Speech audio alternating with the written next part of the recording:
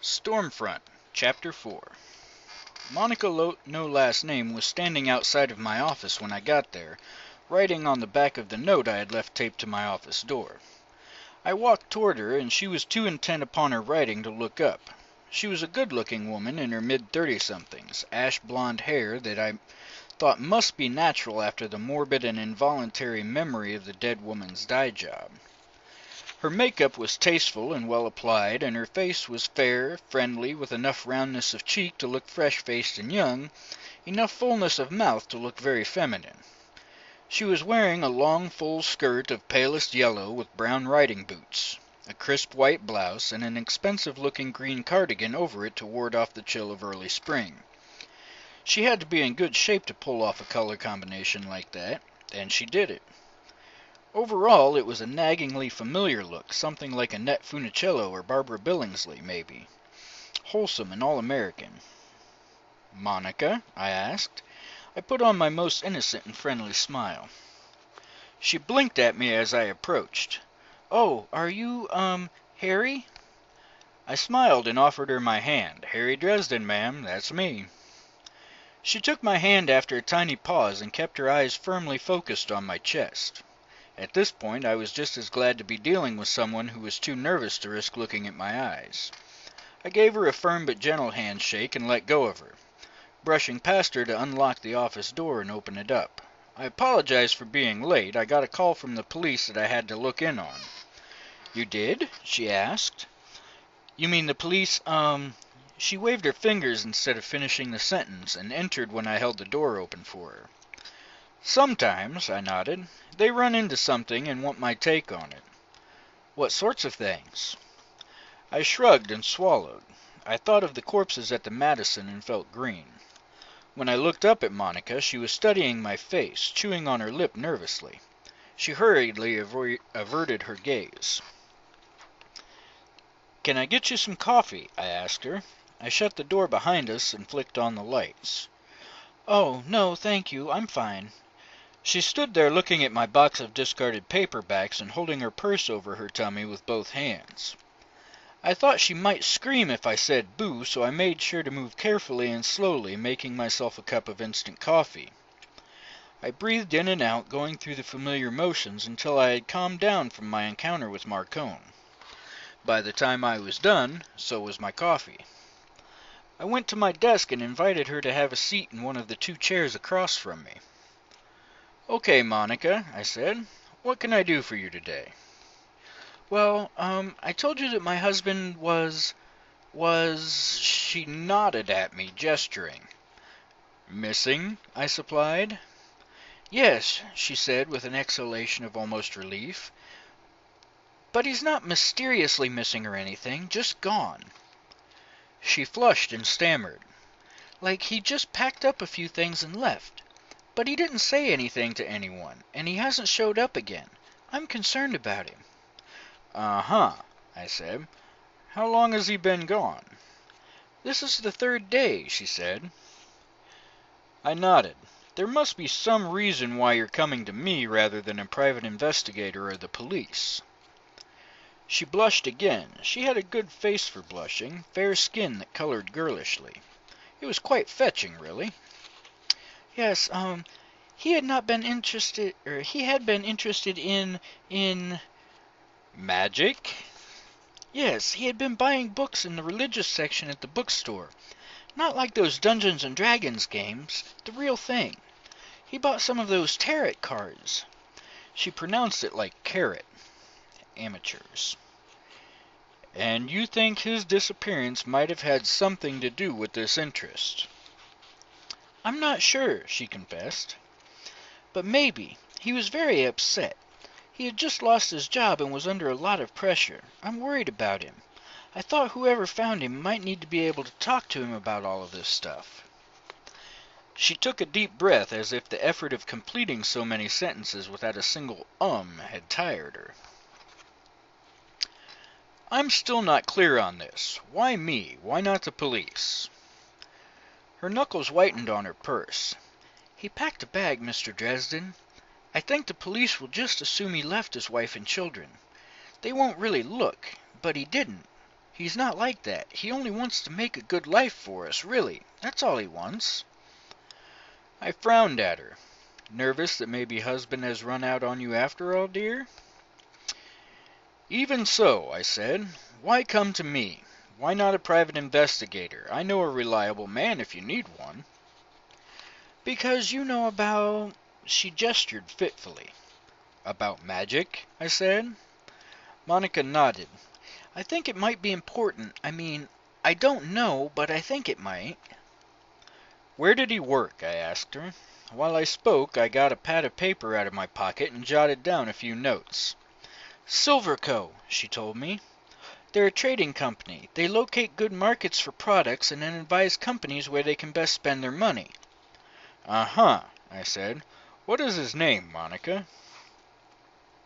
She swallowed, and I saw her twitching, trying to think of something to tell me other than his real name. "George," she supplied at last. I looked up at her. She was staring furiously down at her hands.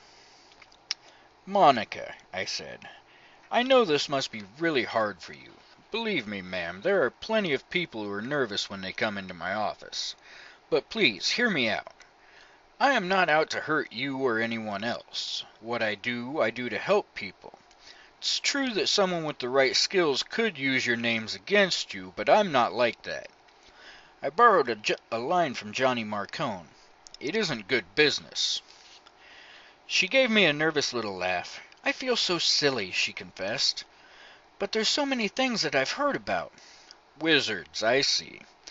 I put my pencil down and steepled my fingers in wizardly fashion. The woman was nervous and had certain expectations. I might ease her fears a little if I fulfilled some of them.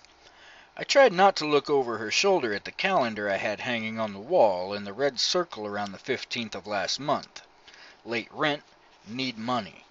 Even with the fee from today and what I would make in the future, it would take the city forever to pay up. Besides, I could never resist going to the aid of a lady in distress, even if she wasn't completely 100% sure she wanted to be rescued by me. "Monica," I told her, "there are powers in the universe that most people don't even know about. Powers that we still don't fully understand. The men and women who work with these powers see things in a different light than regular people. They come to understand things in a slightly different way. This sets them apart. Sometimes it breeds unwarranted suspicion and fear. I know you've read books and seen movies about how horrible people like me are, and that whole suffer not a witch to live part of the Old Testament hasn't made things all roses. But we really aren't any different from anyone else." I gave her my best smile. "I want to help you, but if I'm going to do that, you're going to have to give me a little trust. I promise, I give you my word that I won't disappoint you."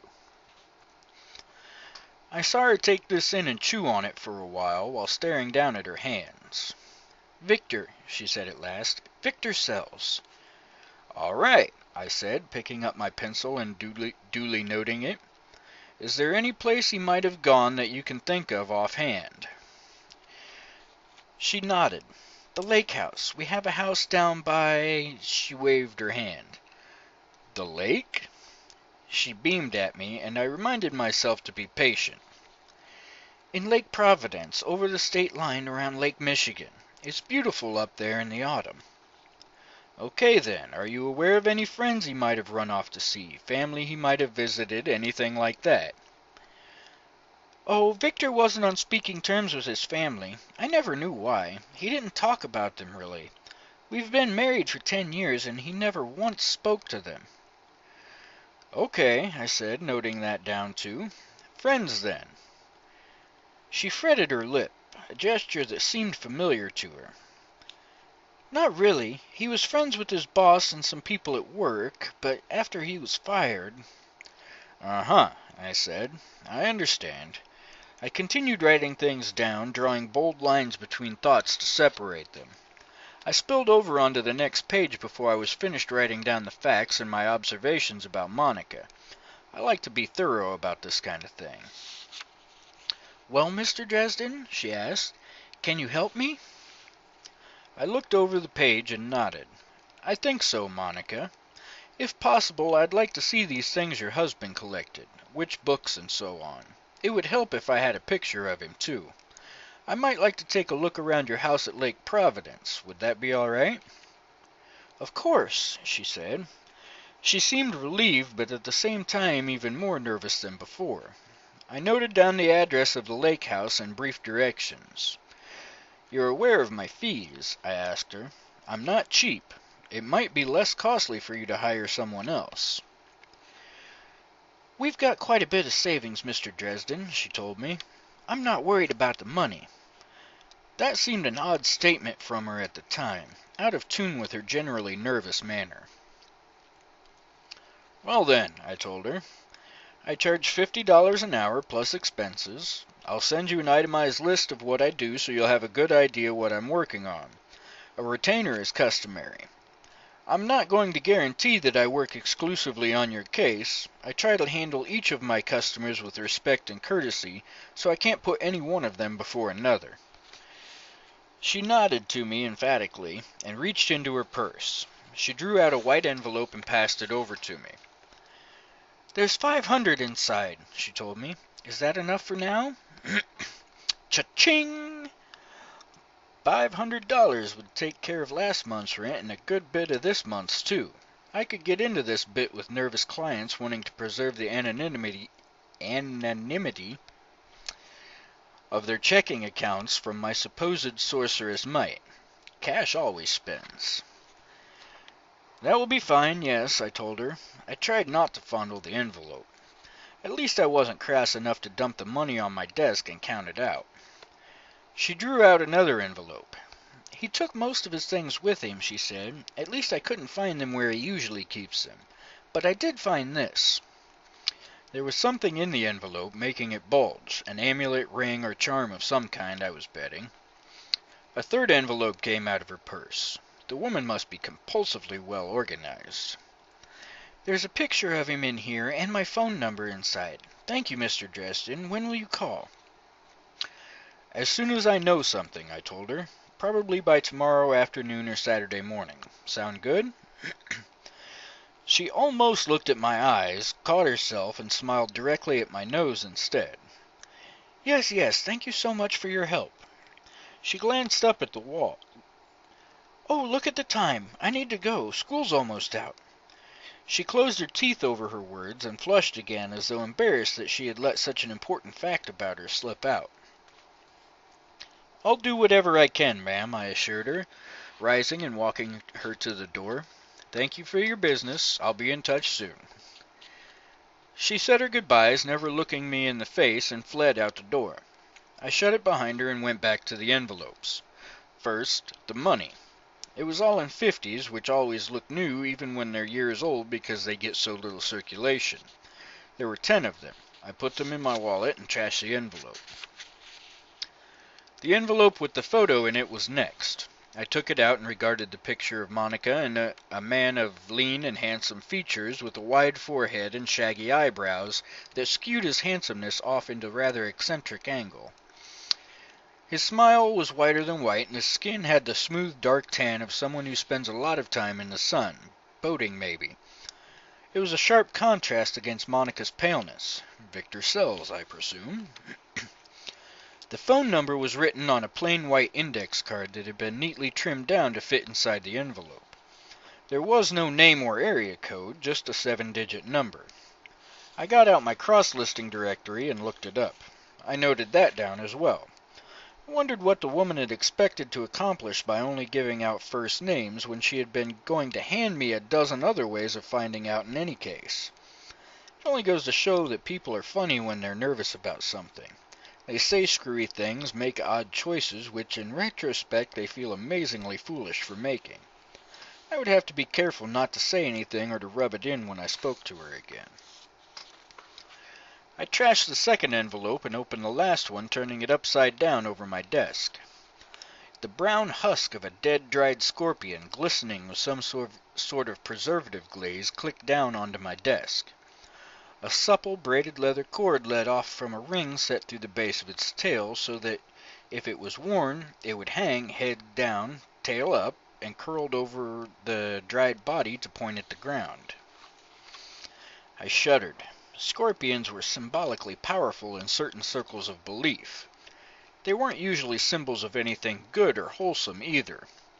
A lot of petty, mean spells could be focused around a little talisman like that.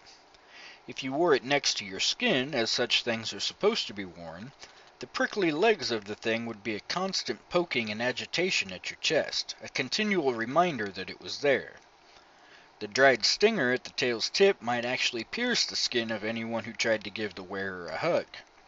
Its crab-like pincers would catch in a man's chest hair or scratch the curves of a woman's breasts. Nasty, unpleasant thing.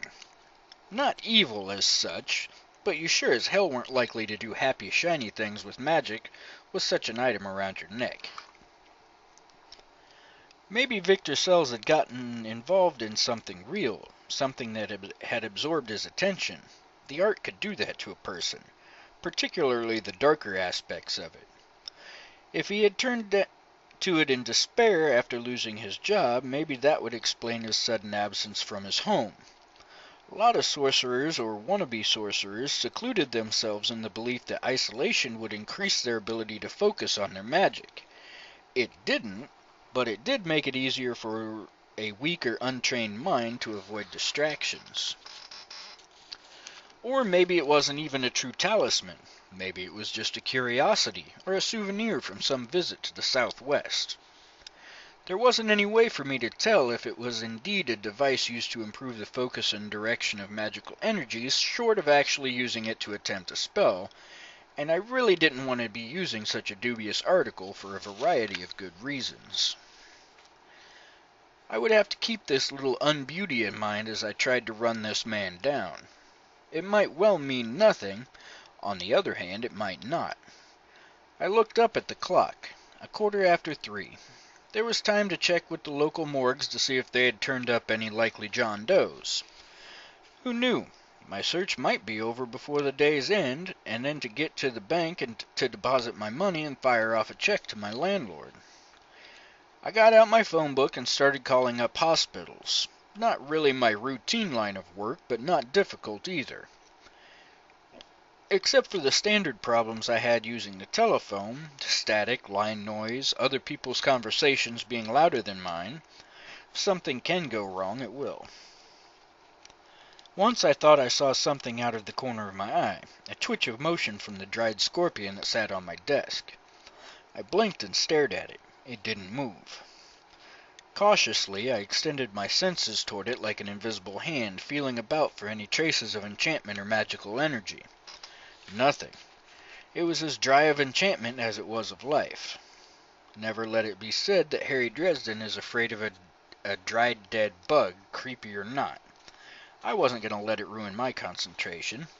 So I scooped it up with the corner of the phone book and popped it in the middle drawer of my desk. Out of sight, out of mind. So I have a problem with creepy dead poisonous things. So sue me. End of chapter 4.